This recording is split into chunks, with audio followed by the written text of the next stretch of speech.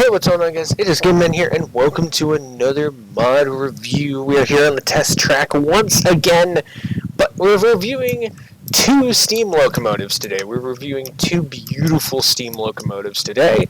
We're reviewing the Rutland 10-wheeler and the Pennsy 040 switcher.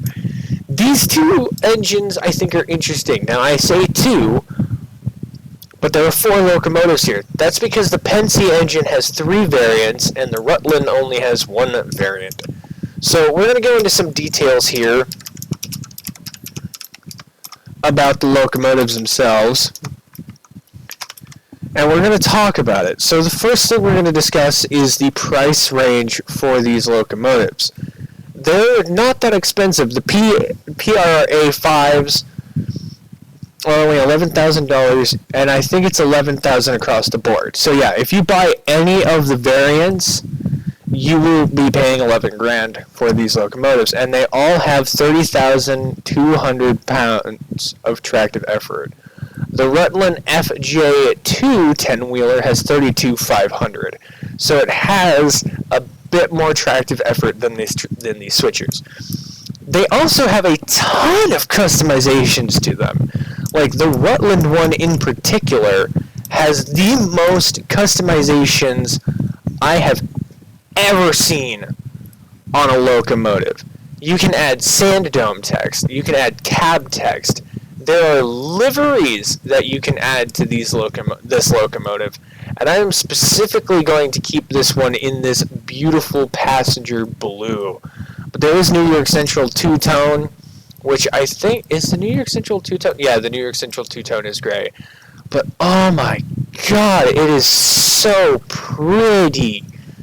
I love this blue. I absolutely love this blue. But the lightning stripe on the tender New York Central style really brings this locomotive together. I mean, that stripe is fantastic. Everything is absolutely customizable on this engine. It's crazy. It's so cool. I love it. We're talking about this one first because it is the biggest out of the review that we're going to be talking about. But I mean, look at all of this stuff that you can customize and paint on this locomotive. The boiler bends, everything. And I mean everything is customizable on this locomotive. It's crazy how much customization this thing has. And it comes with, you can use a bunch of different whistles for it, which is great. It doesn't have a standard whistle that it comes with, which I think is interesting because I would think that it does. And I have so freaking many whistles now because I got a new mod pack for whistles. So just give me a second here. Alright, so this is one of my favorite whistles in the entire game.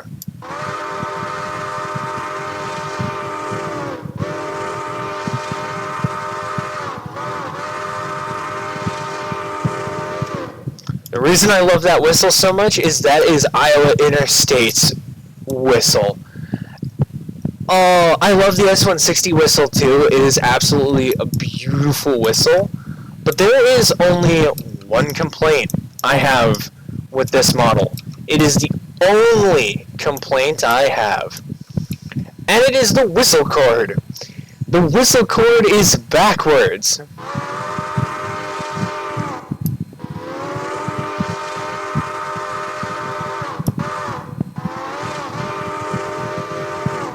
So I have no idea why that's backwards, but it is.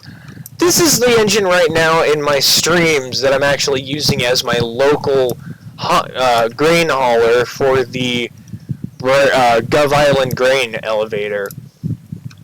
It's a great locomotive and very, very good at high speeds, decent fuel capacity, and really it can take just about anything it throws at you. But the thing that gets me is its factor of adhesion is 4.8. This thing grips the rail hard, which is really, honest to God, useful.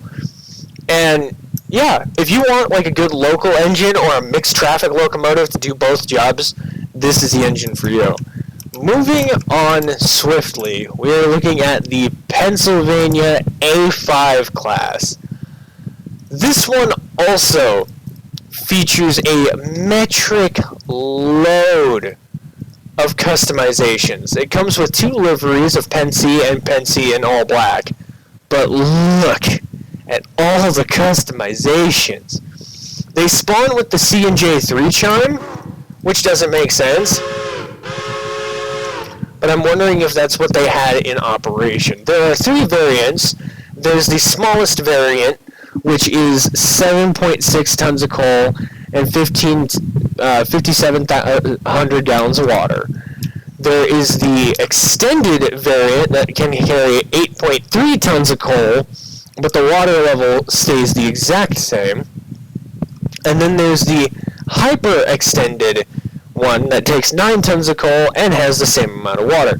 So you're only extending the amount of coal you carry. You're not extending the amount of water you can carry in the slope back Pensy tender.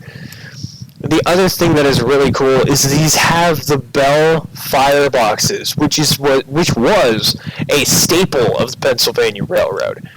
And just seeing this bell firebox in a game where that's not common is incredible. It's awesome.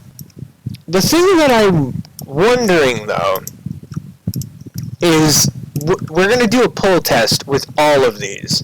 Now, I've done pull tests with this particular locomotive, the Rutland locomotive, and there is an alternative version of the Rutland steam locomotive. It is a New York Central version of it, but I personally believe that the Rutland one is just a little bit better. Okay, so the test is set up, and we are going to send the Rutland locomotive to do the test first. And here's the thing. I don't know if it can do this, because even the T1 struggled. These are the battleship gondolas. Link in the description to that review, by the way. But the Rutland engine is going to take it. Now, here's the thing. We are going to enact a helper engine if things go wrong. And the helper is going to be, let's see, who do I want as the helper? Why, we're going to use none other than the Geared Pacific, the Geared Prairie that we used last time. This thing is a brute, so I don't think it's going to have any issue whatsoever in trying to do the jobs. I also found out, this is kind of a moderate update, this lever changes the gear ratio. Okay, so the Rutland engine is on the way, and we're going to just see how heavy this train is. I don't know if it's going to do the job at hand, but it has a pretty high chance of being able to make it happen. Honey. Okay, 3,121 tons. I don't know if this engine's going to be able to do this, but I'm using full control over this to make sure this works.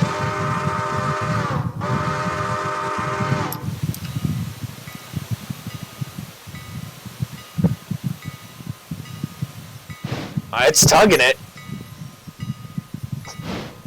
This is on level track. I would like that to be known. This is level track. This is not going uphill or downhill. This is all level track.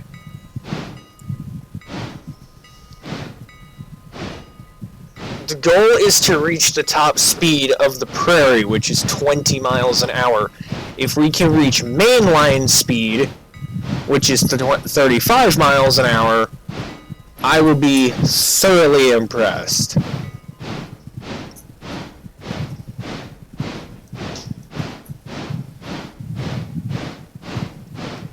Come on.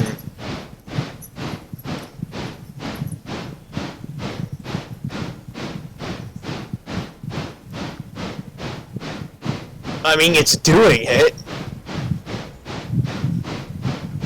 You would definitely need to double head these if you're gonna haul this heavy, heavy job.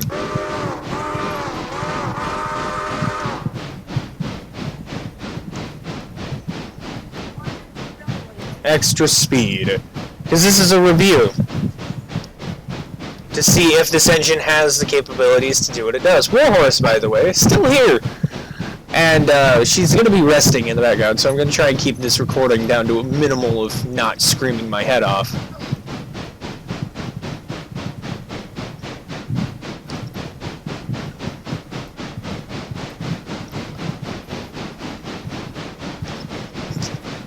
While it is able to do this job of the 3,000 tons, I do not see us getting up to any faster at this very moment. So we are going to stop the test here. Come to a stop. Come to a stop.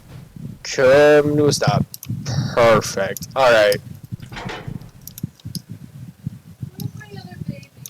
I have no idea. Okay, so it was in fact able to essentially carry this entire job. It was able to do it. But now the question is, can one of these guys do it? Okay, so we're in the cab of the little 040, and oh my goodness, I love the detail in this cab. It is very nice, very well done. It's simplified, which isn't bad. But it's nice, it's good, and I love that these doors do in fact open, and the shovel is an excellent touch on the design. We've gone for the extended bunker on this one, so we're going to see if this indeed does work. Did I just smash my head through the window? I did smash my head through the window. Don't want to do that. How did you do that? Because I forgot to open the window. Okay, let's see if this little engine can handle this amount of weight. Brakes off.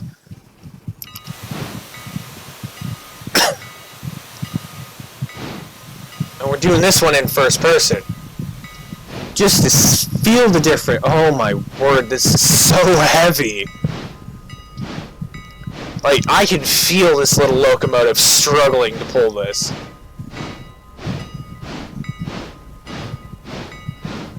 But it's doing it. Oh by God, it's doing it. It's getting, come on.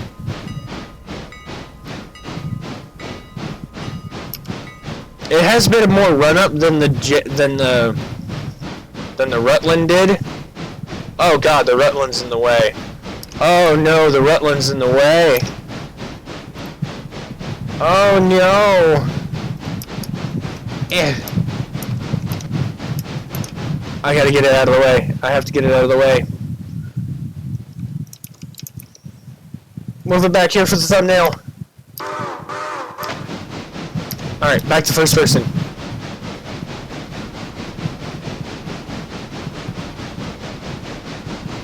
I mean, we're at 10 miles an hour.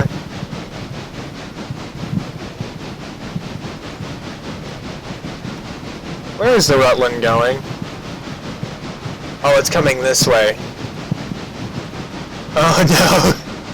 This review might have its very first accident on the test line.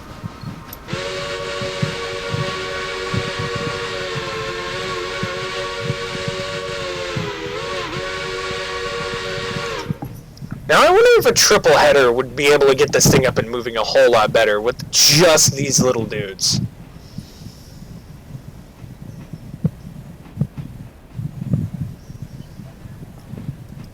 That's a good test. I'm going to figure that out. Okay, so it was clear that one of them couldn't do it, so now I have all three of them wired up to this, and I'm going to see if all of them can do this.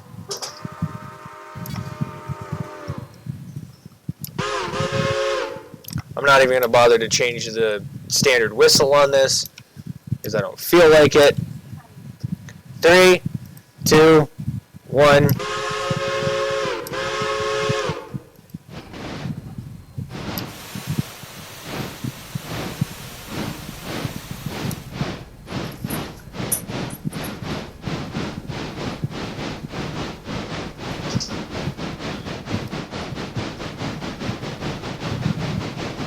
Oh yeah, 3 of these is more than enough to do this job. You could probably theoretically get away with it with just 2 of them.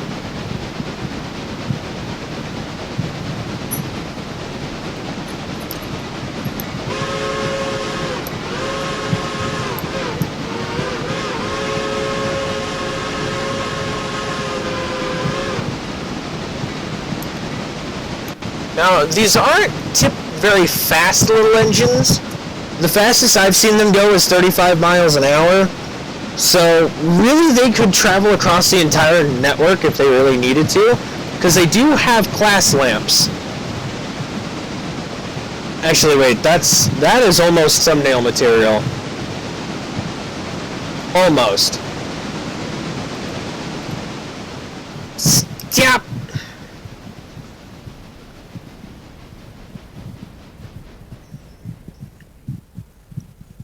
They've also got immaculate stopping distance, which is really good for if you're trying super hard to get, like,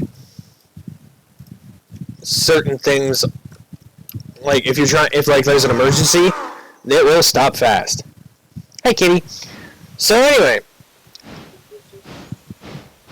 That is really it for this review. I don't have much else I want to say about these locomotives. They are available on Nexus Mods if you want them. They're available on Nexus. And they are really, really good little locomotives. The Rutland ain't little, but it's powerful.